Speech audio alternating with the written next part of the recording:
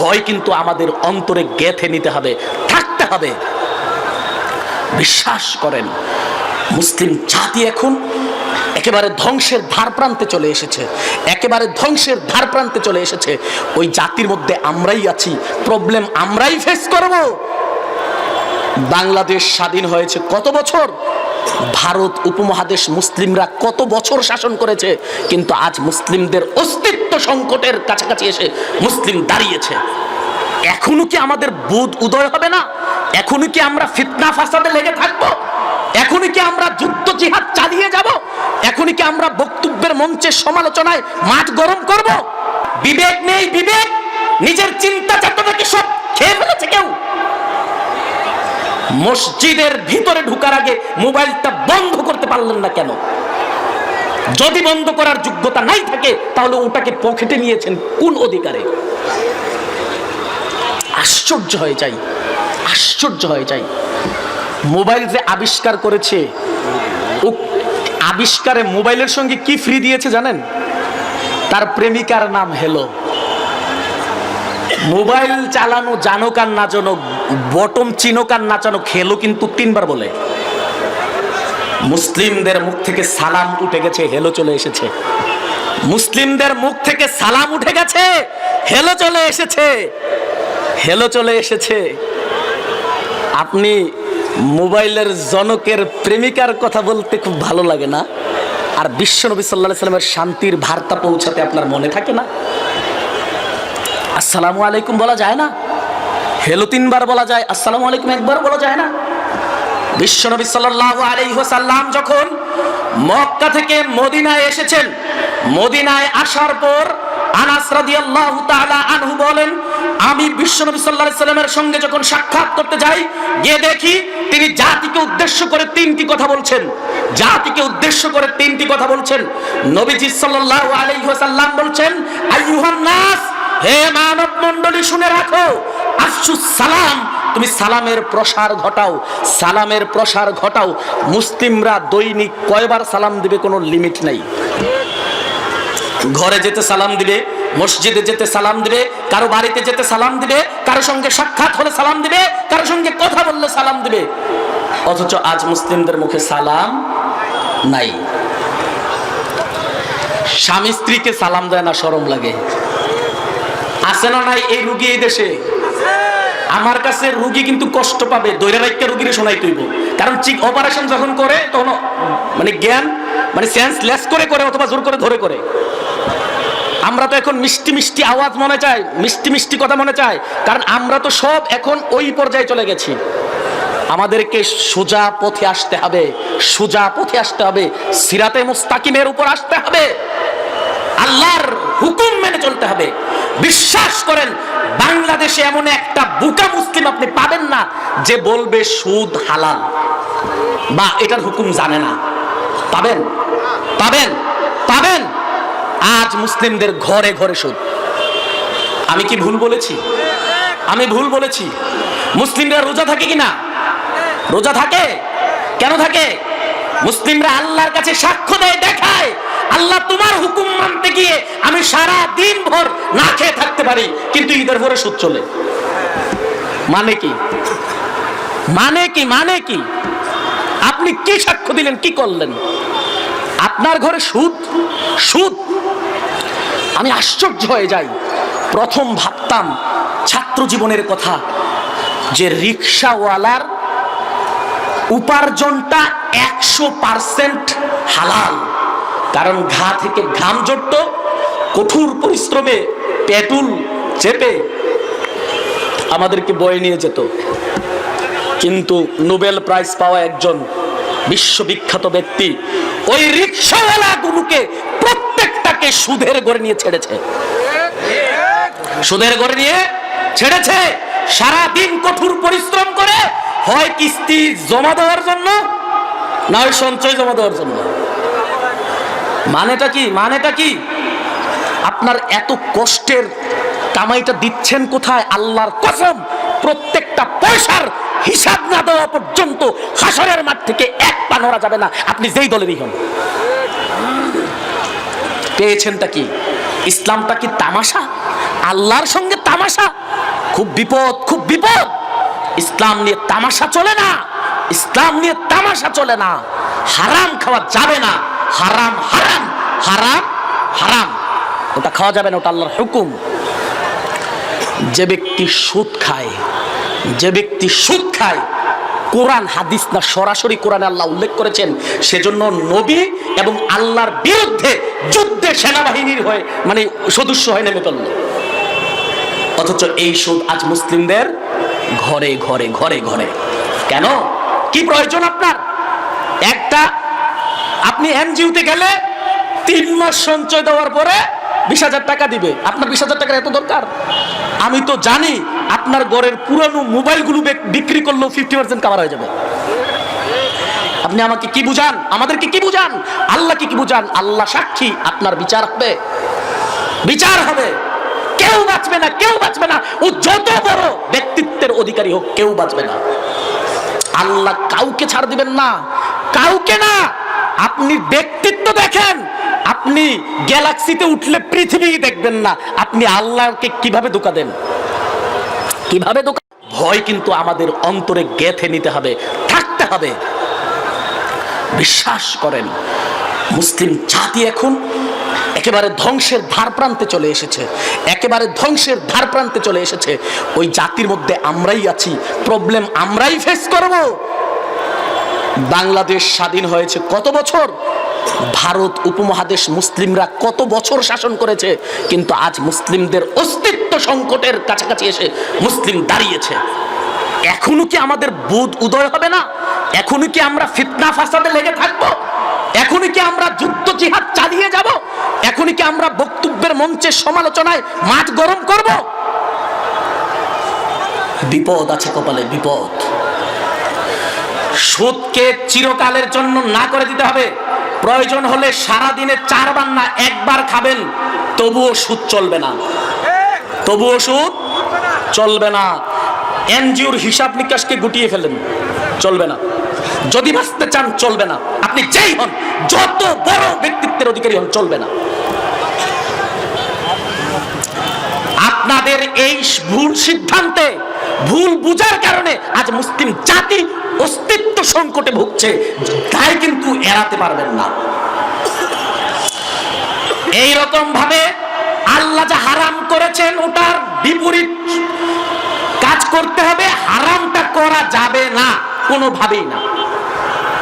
শিরক চরম ভাবে হারাম, শিরক চরম ভাবে হারাম, চরম ভাবে হারাম। বিশ্বাস করেন, আজ মুসলিমদের প্রতিটা পদক্ষেপ শিরকের কাছে চলে যাচ্ছে। আমরা হতাশায় ধুকে ধুকে মরছি। মুসলিম জাতির বোধ উদয় হবে কবে? কবে কবে হবে মুসলিম জাতির বোধ উদয়? আমরা শিরক করব, সিজদার মালিক আল্লাহ, আর আমরা সিজদা এখন গজার মাছ কেউ দেই, কাসিম কেউ দেই, বটগাছ কেউ দেই, পাথর কেউ দেই। জাহিলি যুগের কবিতা মনে পড়ে গেল। পূর্বে তোমার দৃশ্য ছিল, দৃশ্য ছিল চমৎকার। কেউ পূজিত গরু ছাগল, কেউ পূজিত গাছ বানর, সাকার পূজায় নিত্যরত নিখিল বিশ্ব চরাচর। কে পূজিত, কে মানিত আকারবিহীন একেশ্বর। কবির কবিতা। এখানেও অনেক কথা আছে। ওই আল্লাহকে কেউ মানত না বলে এক নবীর নবুয়তের সীমানাকে সমাপ্ত টেনে নতুন নবী পাঠানো হয়েছে। আর আমরা হচ্ছি শেষ নবীর উম্মত। কথাটা মাথায় ঢুকিয়ে নেন। যদি কারো সন্দেহ থাকে ওই ইসলাম থেকে খারেজ, তার আবার ইসলাম গ্রহণ করতে হবে, না হয় হত্যাযোগ্য অপরাধ। এক, আল্লাহ সুবহানাহু ওয়া তাআলার নির্দেশ আমরা কিভাবে মেনে চলবো? নবুয়ত শেষ হয়ে গেছে যদি আল্লাহর সঙ্গে কেউ শিরকে নেমে গেছে। আর আমরা শেষ নবীর উম্মত, যদি আমরা নেমে যাই তাহলে শুধু নবুয়ত শেষ হবে না, গোটা বিশ্ব শেষ হবে, গোটা বিশ্ব শেষ হবে, গোটা বিশ্ব শেষ হবে, থাকবে না কিছুই। ভয় কিন্তু আমাদের অন্তরে গেঁথে নিতে হবে, থাকতে হবে। বিশ্বাস করেন, মুসলিম জাতি এখন একেবারে ধ্বংসের ধার প্রান্তে চলে এসেছে, একেবারে ধ্বংসের ধার প্রান্তে চলে এসেছে। ওই জাতির মধ্যে আমরাই আছি, প্রবলেম আমরাই ফেস করব। বাংলাদেশ স্বাধীন হয়েছে কত বছর, ভারত উপমহাদেশ মুসলিমরা কত বছর শাসন করেছে, কিন্তু আজ মুসলিমদের অস্তিত্ব সংকটের কাছাকাছি এসে মুসলিম দাঁড়িয়েছে। এখনো কি আমাদের বুধ উদয় হবে না? এখনো কি আমরা ফিতনা ফাসাদে লেগে থাকবো? এখনো কি আমরা যুদ্ধ জিহাদ চালিয়ে যাব? এখনো কি আমরা বক্তব্যের মঞ্চে সমালোচনায় মাঠ গরম করব? বিপদ আছে কপালে, বিপদ। সুদকে চিরকালের জন্য না করে দিতে হবে। প্রয়োজন হলে সারা দিনে 4 বার না 1 বার খাবেন, তবুও সুদ চলবে না, তবুও সুদ চলবে না। এনজিওর হিসাব নিকাশকে গুটিয়ে ফেলেন, চলবে না। যদি বাঁচতে চান চলবে না, আপনি যেই হন, যত বড় ব্যক্তিত্বের অধিকারী হন, চলবে না। আপনাদের এই ভুল সিদ্ধান্তে, ভুল বুঝার কারণে আজ মুসলিম জাতি অস্তিত্ব সংকটে ভুগছে, তাই কিন্তু এড়াতে পারবেন না। এই রকম ভাবে আল্লাহ যা হারাম করেছেন ওটার বিপরীত কাজ করতে হবে। হারামটা করা যাবে না, কোনোভাবেই না। শিরক চরম ভাবে হারাম, শিরক চরম ভাবে হারাম, চরম ভাবে হারাম। বিশ্বাস করেন, আজ মুসলিমদের প্রতিটা পদক্ষেপ শিরকের কাছে চলে যাচ্ছে। আমরা হতাশায় ধুকে ধুকে মরছি। মুসলিম জাতির বুধ উদয় হবে কবে? কবে কবে হবে মুসলিম জাতির বুধ উদয়? আমরা শিরক করব? সিজদার মালিক আল্লাহ, আর আমরা সিজদা এখন গজার মাছ কেউ দেই, কাসিম কেউ দেই, বটগাছ কেউ দেই, পাথর কেউ দেই। জাহিলি যুগের কবিতা মনে পড়ে গেল। পূর্বে তোমার বিশ্ব ছিল, দৃশ্য ছিল চমৎকার, কেউ পূজিত গরু ছাগল, কেউ পূজিত গাছ বানর, সাকার পূজায় নিত্যরত নিখিল বিশ্ব চরাচর, কে পূজিত কে মানিত আকারবিহীন একেশ্বর। কবির কবিতা। এখানেও অনেক কথা আছে। ওই আল্লাহকে কেউ মানত না বলে এক নবীর নবুয়তের সীমানাকে সমাপ্ত টেনে নতুন নবী পাঠানো হয়েছে। আর আমরা হচ্ছি শেষ নবীর উম্মত। কথাটা মাথায় ঢুকিয়ে নেন। যদি কারো সন্দেহ থাকে ওই ইসলাম থেকে খারেজ, তার আবার ইসলাম গ্রহণ করতে হবে, না হয় হত্যাযোগ্য অপরাধ। এক, আল্লাহ সুবহানাহু ওয়া তাআলার নির্দেশ আমরা কিভাবে মেনে চলবো? নবুয়ত শেষ হয়ে গেছে যদি আল্লাহর সঙ্গে কেউ শিরকে নেমে গেছে। আর আমরা শেষ নবীর উম্মত, যদি আমরা নেমে যাই তাহলে শুধু নবুয়ত শেষ হবে না, গোটা বিশ্ব শেষ হবে, গোটা বিশ্ব শেষ হবে, গোটা বিশ্ব শেষ হবে, থাকবে না কিছুই। অতএব আমাদেরকে শিরক ছেড়ে দিতে হবে, শিরক ছেড়ে দিতে হবে। ও যত বড় রাজনৈতিক নেতা হোক, ও যত বড় মুফতি মুহাদ্দিস হোক, ও ওলি গাউস কুতুব তো দূরের কথা, ও নবী রাসূল পয়গম্বর হলেও ছেড়ে দিতে হবে। আল্লাহ সুবহানাহু ওয়া তাআলা বিশ্বনবী মুহাম্মদুর রাসূলুল্লাহ সাল্লাল্লাহু আলাইহি ওয়াসাল্লামকে কুরআনুল কারীমে 2টা জায়গায় একটু ধমকের সুরে কথা বলেছেন। তার মধ্যে একটা জায়গায় বলেছেন 39 নম্বর সূরা, সূরা জুমারের 65 নম্বর আয়াতের শেষাংশে আপনি পাবেন আল্লাহ বলছেন, ওয়ালাকাদ উহিয়া ইলাইকা ওয়া ইলাল্লাযিনা মিন ক্বাবলিক লাইন আশরাকতা লায়াহবাতান্না আমালুকা ওয়া লাতাকুনান্না মিনাল খাসিরিন। কোরআন, কোরআন, হাদিস না। ইখতিলাফের কোনো জায়গা নেই, ইখতিলাফের কোনো জায়গা নেই। স্বীকার করলে মুমিন মুসলিম, অস্বীকার করলে কাফের। ইখতিলাফের কোনো জায়গা নেই। কি বলছেন আল্লাহ নবীজিকে? ওয়ালাকাদ উহিয়া ইলাইকা ওয়া ইলাল্লাযিনা মিন ক্বাবলিক, হে রাসূল তোমার কাছে ওহী এসেছে। ওটা তাকাব্বুরের বিষয় না, ওহী আগেও এসেছিল। লাইন আশরাকতা, তোমার সঙ্গে যদি শিরকের সম্পর্ক থাকে, তুমি যদি শিরক করো, লায়াহবাতান্না আমালুকা, অবশ্যই তোমার জিন্দেগির আমল বরবাদ। কে বলছেন? আমার কথা বুঝেন, কথা বুঝেন, উত্তর দেন। কে বলেছেন? কে বলেছেন? কাকে বলেছেন? কোন নবী? বিশ্বনবী মুহাম্মদুর রাসূলুল্লাহ সাল্লাল্লাহু আলাইহি ওয়াসাল্লাম। আপনার কি মনে হয় তার চেয়েও ক্ষমতাধর ব্যক্তিত্বের অধিকারী পৃথিবীতে কেউ আছে? আপনার কি মনে হয় তার চেয়ে ভালো চরিত্রের কেউ আছে? যদি আপনার এটা মনে হয়, আপনি বাড়িতে যাওয়ার দরকার নাই, জঙ্গলে গিয়ে বসেন, ইবলিস প্রতিদিন আপনাকে সেজদা দিবে। এই বিশ্বনবী সাল্লাল্লাহু আলাইহি সাল্লাম সম্পর্কে ইহুদি খ্রিস্টানরা পর্যন্ত দ্বিমত করতে পারেনি, কারণ বাস্তবতাকে মেনে নিতে হয়েছে। এনসাইক্লোপিডিয়া ব্রিটানিকা নামক বিশ্বকোষ খুলে দেখুন, সেখানে নবীজির সংজ্ঞা দিতে গিয়ে বলা হয়েছে, of all the religious personalities of the world, হযরত মুহাম্মদ সাল্লাল্লাহু আলাইহি সাল্লাম ইজ দ্য মোস্ট সাকসেসফুল। আর তাকে বলছেন শিরকের সঙ্গে সম্পর্ক থাকলে তোমার জিন্দেগির আমল অবশ্যই বাতিল। আল্লাহ বলছেন, এ কথা বলেও আল্লাহ ছাড়েননি। আল্লাহ তারপরে বলছেন, ওয়ালা তাকুনান্না মিনাল খাসিরিন, তুমি ক্ষতিগ্রস্তদের অন্তর্ভুক্ত হয়ে যাবে। আজ আমরা ভাই একটু কথা বলবো, রাগ করবেন? একটু কথা বলবো, রাগ করবেন? আমাদের দেশে সুফিবাদ আছে না, পীরতন্ত্র আছে না? কয়দিন আগে জাহাজে করে লোক জান্নাতে নেওয়ার ব্যবস্থা হয়েছিল না? জাহাজ যদি ঘাটে ভিড়ে তো হাসরের মাঠ হয়ে যাইতেই হবে, কথা বুঝেন নাই? জাহাজ যদি ঘাটে ভিড়ে হাসরের মাঠ তো হতেই হবে, না হয় ওই জাহাজ কেন আসবে? ওদের থিম, বিশ্বাস করেন এগুলো মুসলিমদের থিম নয়, মুসলিমদের থিম নয়, বলে মুসলিমদের থিম নয়, বিশ্বাস করেন, আমি প্রমাণ করার চেষ্টা করছি। প্রথমে শরীয়ত, প্রথমে কি, তারপর তরিকত। তরিকত ভালো করে বুঝবেন, তরিকতের পর কি, মারেফত। মারেফত, মারেফতের পরে কি, হাকিকত। এবার আসেন, শরীয়ত কমপ্লিট হলে তরিকত লাগে, শরীয়ত কমপ্লিট হলে তরিকত লাগে। ভালো করে বুঝেন, তরিকত কমপ্লিট হলে মারিফত লাগে, মারিফত কমপ্লিট হলে হাকিকত লাগে। কথা বুঝেন? আচ্ছা এবার আসেন, এখন যারা মারিফতের দাবি করছে যে আমি, আমার নামাজ রোজা লাগে না, আমি মারিফত পেয়ে গেছি, আছে না? এই দাবির পূর্ব মুহূর্ত পর্যন্ত 100% শরীয়ত মেনে আসতে হবে। কেউ কি মেনে যায়? কথা বলেন, কেউ মেনে যায়? যায়? যায়?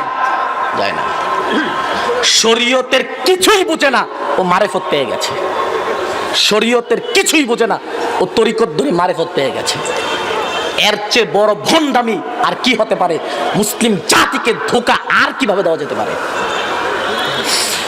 পীরের কাছে মুরিদ হইলে নামাজ রোজা লাগে না, এই বক্তব্য আছে না নাই? আছে না নাই? কথা বলেন না কেন? ইমানি জজবা বুকে রাখতে হবে। কাকে ভয় পান আপনি? কার দুনিয়ায় কাকে ভয় পান? মানুষকে ধোঁকা দেওয়া যায়, আল্লাহকে ধোঁকা দেওয়া যায় না।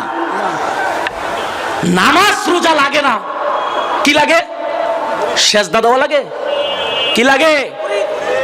মুড়ি দেওয়ার পরে বৃদ্ধাঙ্গুল ছোঁয়া লাগে? বুঝাইতে পারি নাই। যদি কোনো ভালো মানুষের বৃদ্ধাঙ্গুল ছোঁয়া যাইতো, তাহলে নবীজির লাশের অস্তিত্ব থাকলো না, 1400 বছরে শেষ। বুঝেন নাই মনে হয় কথা?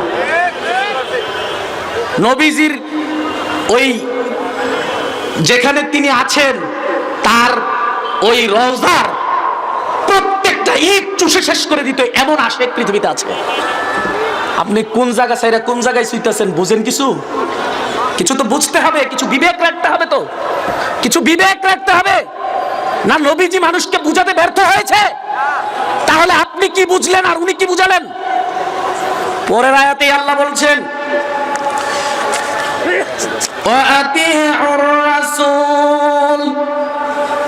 এবার আসেন, আল্লাহ বলছেন তোমরা রাসূলের ইতাআত করো, এটা ঐক্যের ভিত্তি। রাসূলের ইতাআত করো, এটা ঐক্যের ভিত্তি। কোরআনের এক জায়গায় নয়, স্পষ্ট 12 জায়গায় আল্লাহ এই বক্তব্যটা দিয়েছেন। কয় জায়গায়? 12 জায়গায় আপনি পাবেন। 3 নম্বর সূরা, সূরা আলে ইমরানের 32 নম্বর আয়াতে, 132 নম্বর আয়াতে, 4 নম্বর সূরা, সূরা নিসার 59 নম্বর আয়াতে, 5 নম্বর সূরা, সূরা মায়েদার 92 নম্বর আয়াতে, 8 নম্বর সূরা, সূরা আনফালের প্রথম আয়াতে, 20 নম্বর আয়াতে, 46 নম্বর আয়াতে, 24 নম্বর সূরা, সূরা নূরের 54 নম্বর আয়াতে, 56 নম্বর আয়াতে, 47 নম্বর সূরা, সূরা মুহাম্মদের 6 নম্বর আয়াতে, তারপর পাবেন 58 নম্বর সূরা সূরা মুজাদালার 13 নম্বর আয়াতে, 64 নম্বর সূরা সূরা তাগাবুনের 12 নম্বর আয়াতে। 12 জায়গায় আল্লাহ এই ফর্মুলাটাই দিয়েছেন। ঐক্যের ভিত্তি হতে হলে আল্লাহর হুকুম মেনে রাসূলের ইতাআত করে হতে হবে। যদি এই জায়গায় কেউ আসতে রাজি না হয়, সে মুসলিম কিনা প্রশ্নবিদ্ধ হবে। ঠিক কই তো আমরা? আপনি ঠিক না কইলেও ঠিক, 12 জায়গায় এসে এটার ব্যাঠিক কোনো মানে কোনো ফাঁক ফুক নাই। শুধু আপনি না বললে আপনি ব্যর্থ হবেন, এটা হুকুম ব্যর্থ হবে না। ঐক্যের ভিত্তি আল্লাহর নির্দেশ মান্য করা আর নবীজি সাল্লাল্লাহু আলাইহি সাল্লামের ইতাআত করা, এর বাইরে কিচ্ছু না। আল্লাহ হচ্ছেন স্রষ্টা, নবীজি হচ্ছেন সৃষ্টি। এখন মুসলিমদেরকে সম্মান এমন ভাবে নবীর দেখাইলো, দেখাইতে দেখাইতে আল্লাহর মধ্যে নবীজিরই শুধু বিলীন করে নাই, নিজেও বিলীন হয়ে যায়। মানে কি? আহাদ আপনাকে বলছি, ইহুদি জাতি পথভ্রষ্ট হয়েছে কেন? প্রত্যেক নামাজে গায়রিল মাগদুবি আলাইহিম বলছেন কেন? ইহুদ জাতি ধ্বংস হয়েছে। উজায়েরকে আল্লাহর বেটা বলেছিল, বেটা ছেলে বলেছিল। বুঝলেন কথাটা? উজায়েরকে আল্লাহর ছেলে বলেছিল। আর ইহুদি খ্রিস্টান জাতি ধ্বংস হয়েছে কেন বুঝেন? খ্রিস্টান ঈসাকে আল্লাহর বেটা বানিয়েছে। আর ওরা বেটা বানাইয়া টিকতে পারে নাই, আর আপনি নিজে ওই এগিয়ে টিকে যাবেন। আপনার মতো মূর্খ আর কে হবে? আর কে হবে? স্রষ্টার সঙ্গে সৃষ্টির কোনো তুলনা চলে না, স্রষ্টার সঙ্গে সৃষ্টির কোনো উপমা চলে না। স্রষ্টার সঙ্গে সৃষ্টির মিশা তো অনেক পরের কথা। যদি কেউ বলে স্রষ্টার সঙ্গে সৃষ্টি বিলীন হয়ে যায়, ওরাই আবার বলে ফেরাউন হচ্ছে পৃথিবীর শ্রেষ্ঠ ঈমানদারদের একজন। কথা বুঝেন? কারণ ফেরাউন কইছে আমি আনা রব্বুকুমুল আলা, আমি আল্লাহতে বিলীন হয়ে গেছি, আল্লাহ আমার কাছে আমি আল্লাহ। ওদের থিওরি অনুযায়ী প্রমাণ হয় ইবলিসকে সেজদা দিল মানুষ নাজাত পাবে, কারণ ইবলিস তো আল্লাহর সৃষ্টি, আল্লাহর সৃষ্টিকে কেউ সেজদা দিলে আল্লাহই পায়। ছি ছি ছি, এর চেয়ে মূর্খতা অজ্ঞতা আর কাকে বলে? এর চেয়ে মূর্খতা আর অজ্ঞতা আর কাকে বলে? জাতিকে ধ্বংস করেছে হাজার বছর ধরে এই বিষয়গুলো। আমরা কি একটু বুঝবো না? বুঝতে চেষ্টা করব না? কোথায় আল্লাহ আর কোথায় মুহাম্মদ? মুহাম্মদ সাল্লাল্লাহু আলাইহি ওয়াসাল্লাম সম্পর্কে কিছু কথা বলি, আপনাদের খারাপ লাগছে?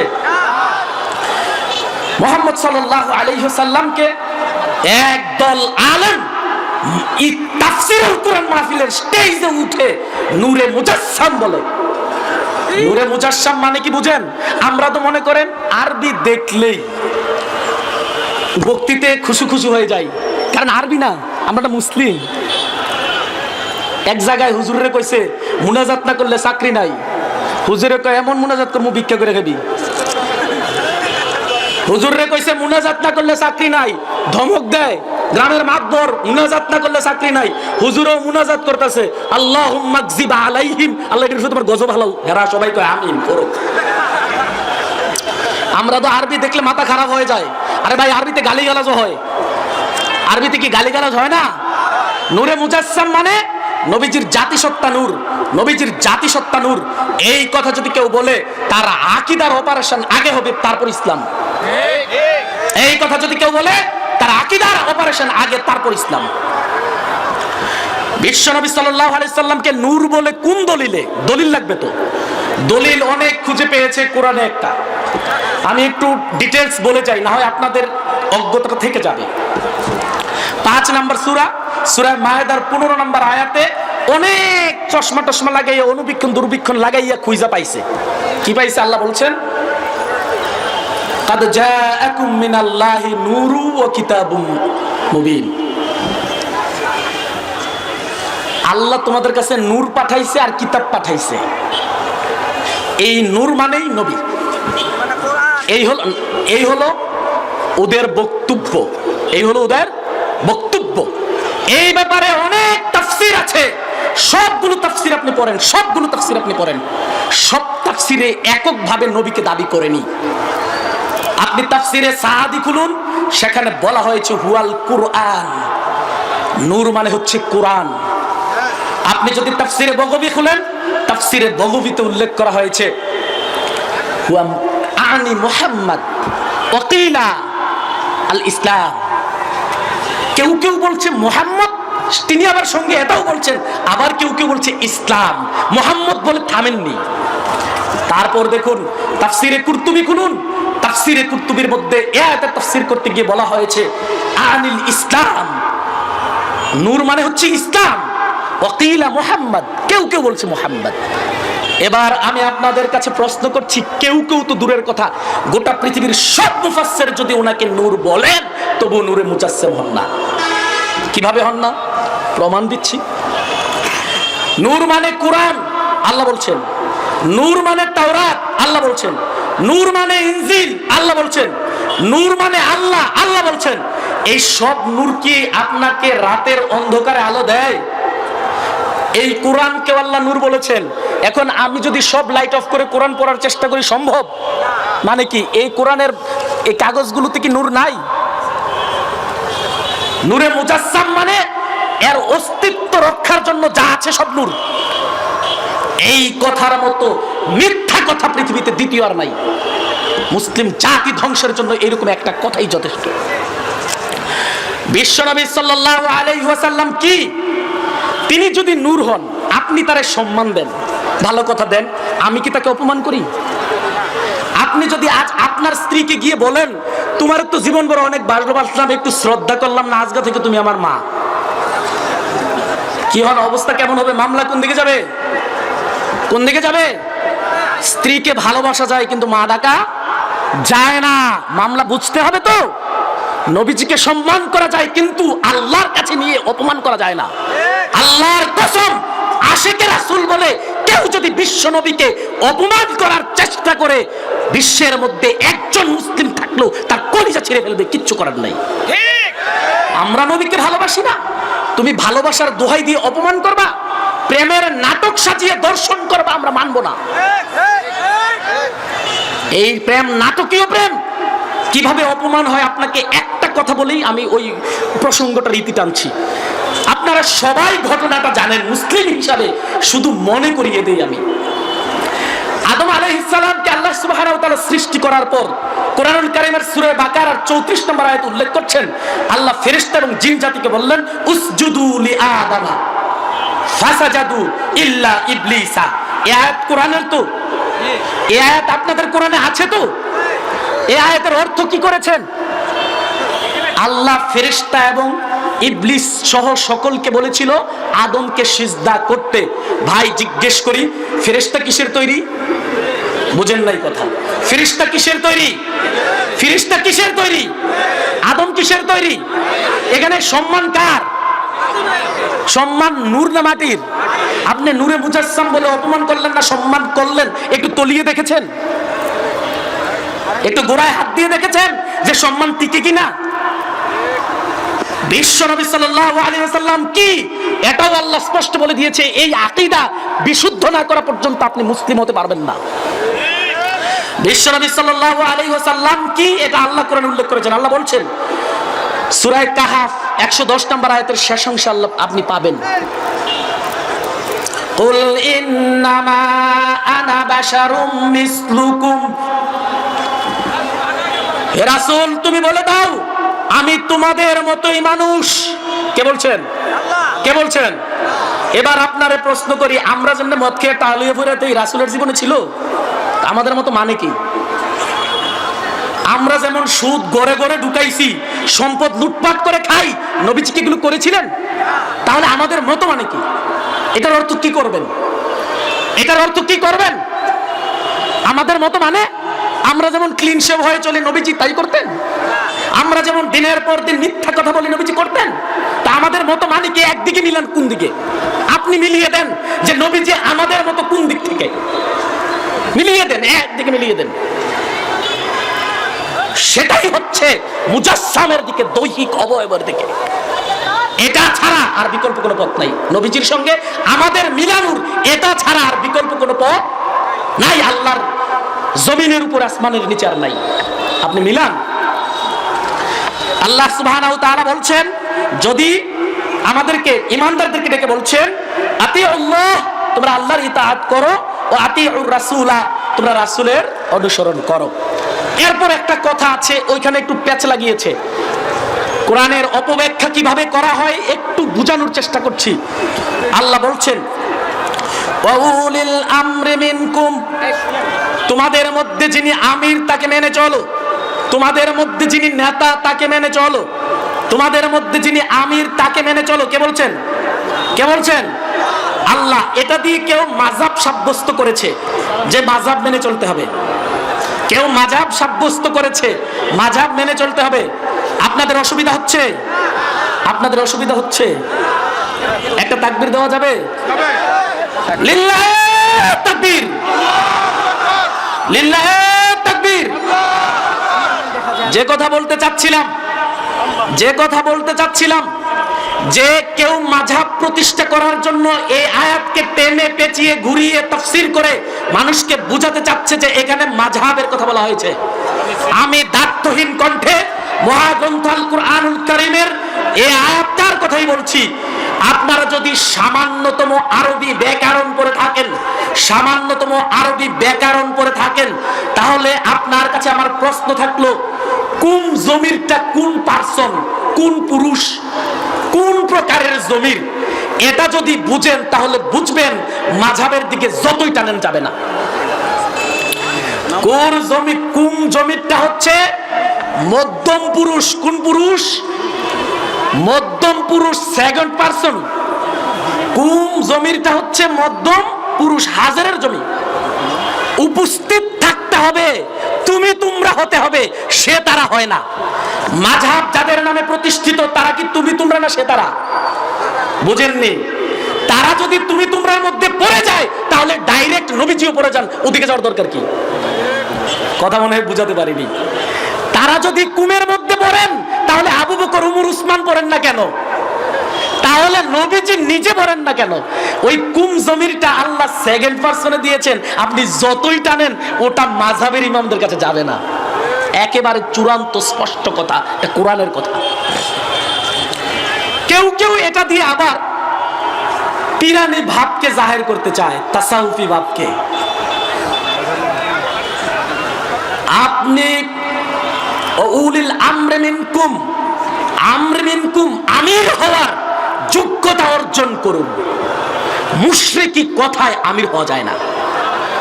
মুশরিকি কথায় যদি আমির হওয়া যেত তাহলে ইবলিসই প্রথম আমির হতো। এই দেশে অসংখ্য কথা আছে, প্রত্যেক কথায় শিরকের গন্ধ আছে, প্রত্যেক কথায় শিরকের গন্ধ আছে। এই জাতীয় কথাগুলো যতদিন পর্যন্ত আপনি বয়কট করতে না পারবেন ততদিন পর্যন্ত আপনার সঙ্গে ঐক্যের কোনো প্রয়োজনীয়তাও নাই। আমাদেরকে অবশ্যই কোরআন সুন্নাহ বুঝে আল্লাহর হুকুম মেনে বিশ্বনবী সাল্লাল্লাহু আলাইহি ওয়াসাল্লামের ইতাআত করার মাধ্যমে ঐক্য গড়ে তুলতে হবে, এর বিকল্প নাই। তারপর আল্লাহ বলছেন فَإِن تَنَازَعْتُمْ فِي شَيْءٍ فَرُدُّوهُ إِلَى اللَّهِ وَالرَّسُولِ, যদি কোনো বিষয়ে ইখতিলাফ মনে হয়, মতপার্থক্য মনে হয়, মতানৈক্য মনে হয়, তাহলে ওই মতানৈক্যের ঐক্যমত হবে কোথায়? আল্লাহ বলছেন তুমি ফিরে আসো আল্লাহর কোরআনের দিকে, তুমি ফিরে এসো নবীজির সুন্নাহর দিকে। যদি এই দুই দিকে তুমি ফিরে আসতে পারো তোমার মতানৈক্য থাকবে না, আল্লাহ বলছেন। তারপর আল্লাহ বলছেন ইন কুনতুম তুমিনুনা বিল্লাহ, যদি তোমাদের ঈমান থাকে তাহলে এর বিকল্প নাই। যদি তোমরা ঈমান এনে থাকো তাহলে এর বিকল্প নাই। যদি তোমরা ঈমান এনে থাকো তাহলে এর বিকল্প নাই। তারপর আল্লাহ বলছেন, আমি শুধু অনুবাদটা করে শেষ করে দিব, বড় ভাই চলে এসেছেন। আল্লাহ সুবহানাহু ওয়া তাআলা বলছেন যালিকা খায়রুম ওয়া আহসানু তা'ওয়িলা।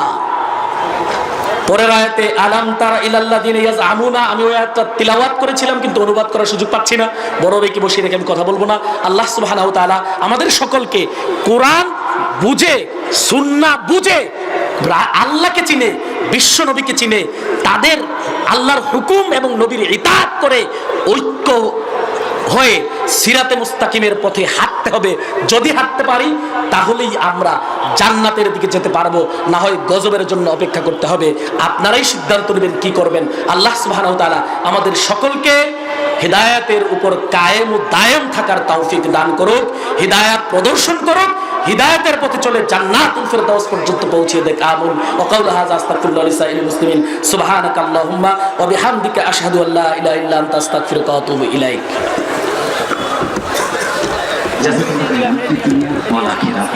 জীবনে অনেক